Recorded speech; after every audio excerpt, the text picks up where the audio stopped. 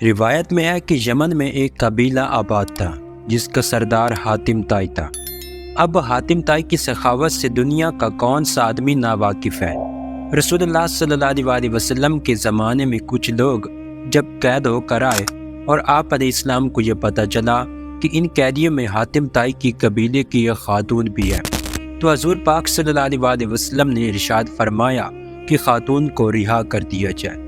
خاتون کو جب رہائی کی خوشخبری سنائی گئی تو اس نے یہ کہہ کر آزاد ہونے سے انکار کر دیا کہ میرے ساتھ قبیلے کے دوسرے افراد بھی ہیں۔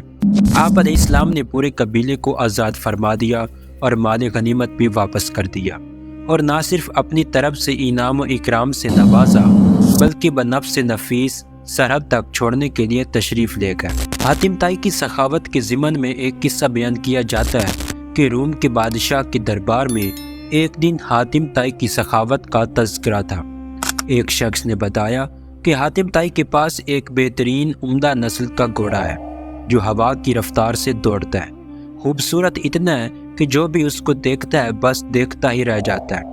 حاتم طائی اور اس کے گھوڑے کی تعریف سن کر بادشاہ بولا کہ جب تک کسی آدمی کو آزمایا نہ جائے اس وقت تک اس کے بارے میں کوئی رائے کام کرنا عقل اور شعور کے خلاف ہے۔ بادشاہ نے وزیر سے کہا کہ تم خود جاؤ اور حاتم طائی کی سخاوت کے بارے میں ہمیں معلومات فراہم کرو، اور کسی ایسی چیز کا مطالبہ اس سے کرو جو اس کی نظر میں سب سے زیادہ قیمتی ہو۔ دربار میں ایک درباری نے کہا کہ حاتم طائی کے لیے سب سے زیادہ عزیز اور سب سے زیادہ قیمتی سبا رفتار ایک گھوڑا ہے۔ بادشاہ کو درباری کی یہ بات پسند آئی اور اس نے وزیر سے کہا کہ تم خود حاتم طائی کے پاس جاؤ اور اس سے وہ گھوڑا مانگ لاؤ۔ اگر وہ گھوڑے کا احسار کر دیتا ہے تو حاتم طائی یقیناً سخی ہے۔ روم سے چلا ہوا یہ وفد منزل طے کرتا ہوا رات کے وقت حاتم طائی کے گھر جا پہنچا۔ جس وقت یہ وفد وہاں پہنچا موسلا دھار بارش ہو رہی تھی۔ گپ اندھیرے میں بادلوں کی گرج ماحول کو خوفناک بنائے ہوئے تھی۔ ایسے خراب موسم میں کسی مہمان کی مہمان نوازی کرنا تو درکنار، گھر سے نکلنا بھی ممکن نہیں تھا، لیکن حاتم طائی نے میزبانی کا حق ادا کیا اور مہمانوں کے تواضع اور آرام و آسائش کا پورا انتظام کیا۔ دسترخوان پر لذیذ بنا و گوشت کھا کر مہمان خوش ہو گئے اور انہوں نے اپنے اندر سفر کی تھکان کی جگہ توانائی محسوس کی اور گہری نیند سو گئے۔ صبح کے وقت جب بارش تھم چکی تھی تو ہر چیز دھلی ہوئی اور صاف نظر آ رہی تھی۔ ناشتے کے دوران وزیر نے مہمان نوازی اور اظہار تشکر کے بعد اپنے آنے کا مقصد بیان کیا۔ کہا کہ ہمارے بادشاہ کو آپ کے گھوڑے کے بارے میں بہت کچھ بتایا گیا ہے۔ گھوڑے کی تعریف سن کر بادشاہ چاہتا ہے کہ آپ اپنا گھوڑا بادشاہ سلامت کی خدمت میں نظر کر دیں۔ وزیر کی بات سن کر حاتم طائی افسوس کے ساتھ ہاتھ ملنے لگا اور بہت افسردہ ہو کر بولا، اگر آپ گھوڑا ہی لینے آئے تھے تو یہ بات آتے ہی مجھے بتا دینی چاہیے تھی، لیکن اب میں مجبور ہوں، اس لیے کہ میرا پیارا گھوڑا اس دنیا میں نہیں ہے۔ آپ کو تو پتہ ہے کہ پوری رات طوفانی بارش برستی رہی۔ میرے لیے یہ ممکن نہیں تھا کہ چراگاہ یا کسی اور جگہ سے کوئی اور جانور منگوا سکتا، لہٰذا میں نے اپنے گھوڑے کو ذبح کر دیا اور اسی کا بھنا ہوا گوشت دسترخوان کی زینت بنا دیا تھا۔ وزیر حاتم طائی کی یہ بات سن کر حیران رہ گیا۔ بادشاہ سلامت کو جب یہ سارا واقعہ جا کر سنایا تو اس نے بھی حاتم طائی کی سخاوت کی بڑی تعریف کی۔ قبیلہ بنی تہ کے سردار حاتم طائی کے بارے میں یوں رقم ہے کہ ایک بادشاہ نے حاتم طائی کی اتنی شہرت سنی کہ بادشاہ نے محسوس کیا کہ اس کی شہرت، اس کا نام اور اس کی عزت حاتم طائی سے کم ہے۔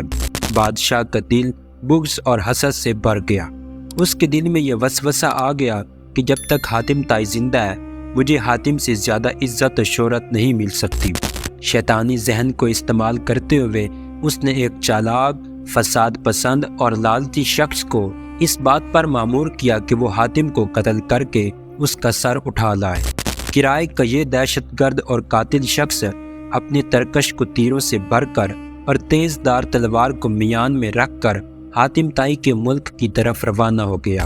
جب وہ حاتم طائی کے علاقے میں پہنچا تو اس کی ملاقات ایک خوش گفتار، خوش مزاج اور بڑے ہی پرسکون شخص سے ہوئی۔ یہ شخص کرائے کے قاتل کو مسافر سمجھ کر اپنے گھر لے گیا۔ اور ایسے پیار اور خلوص سے اس کی تواضع کی کہ کرائے کا قاتل اس کا گرویدہ ہو گیا۔ دوسرے دن جب مہمان نے رخصت ہونا چاہا تو خوش گفتار اور خوش اخلاق میزبان نے اصرار کیا کہ مہمان ابھی چند روز اور قیام کرے اور مزید خدمت کرنے کا موقع دے۔ کرائے کے قاتل کے دل میں میزبان کی تکریم اور بڑھ گئی۔ اس نے کہا کہ مجھے ایک ضروری کام درپیش ہے، اس لیے میں زیادہ دن نہیں ٹھہر سکتا۔ میزبان نے کہا کہ آپ وہ کام مجھے بتاتے ہیں، شاید میں آپ کی کچھ مدد کر سکوں۔ کرائے کے قاتل نے رازداری سے کہا کہ بادشاہ نے مجھے حاتم طائی کو قتل کرنے کا حکم دیا ہے، اس کے سر پر بڑا انعام مقرر کر دیا ہے۔ اگر آپ حاتم طائی کو جانتے ہیں تو مجھے اس کا پتہ بتا دیں۔ یہ سن کر میزبان مسکرایا اور عاجزی کے ساتھ جھک کر کہا، میں حاتم طائی ہوں، آپ اپنا کام شوق سے پورا کر سکتے ہیں، کیونکہ اگر یہ کام آپ اسی وقت پورا نہیں کریں گے تو پھر لوگ دیکھ لیں گے اور وہ مزاحمت کریں گے اور آپ انعام سے محروم رہ جائیں گے۔ حاتم کی یہ بات سن کر کرائے کا قاتل اپنے میزبان کے پیروں میں گر گیا اور اس نے اپنی تلوار اور تیروں سے بھرا ہوا ترکش پھینک دیا اور کہا کہ ایسے معزز سردار کے جسم پر پھول مارنا بھی گناہ عظیم ہے۔ سخاوت کے بارے میں ایک مجلس میں حضور قلندر بابا اولیاء رحمت اللہ علیہ نے فرمایا کہ ایک شخص حضور صلی اللہ علیہ وسلم کی خدمت اقدس میں حاضر ہوا اور اس نے عرض کیا کہ یا رسول اللہ صلی اللہ علیہ وسلم، مجھے شہد چاہیے۔ آپ علیہ السلام نے فرمایا کہ عثمان کے پاس چلے جا۔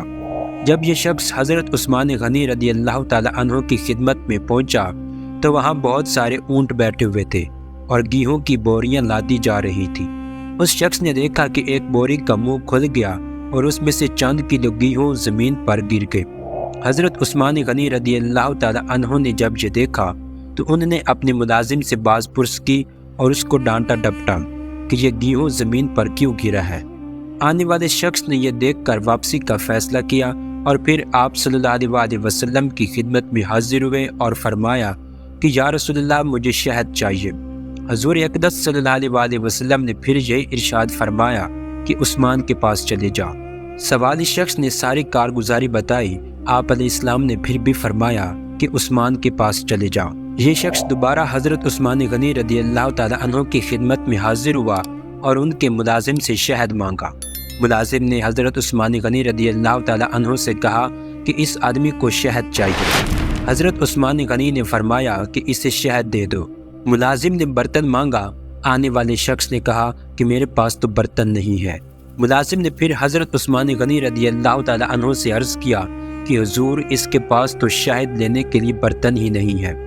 حضرت عثمان غنی نے فرمایا کہ شہد کا کپا اٹھا دو۔ آنے والے شخص نے کہا کہ میں کمزور آدمی ہوں، اتنا زیادہ وزن تو اٹھا نہیں سکتا۔ ملازم پھر حضرت عثمان غنی رضی اللہ تعالی عنہ کے پاس گئے اور کہنے لگے کہ آنے والا شخص بہت کمزور ہے اور اتنی شہد اٹھا نہیں سکتا۔ حضرت عثمان غنی رضی اللہ تعالی عنہ کو ملازم کی بار بار مداخلت پسند نہیں آئی۔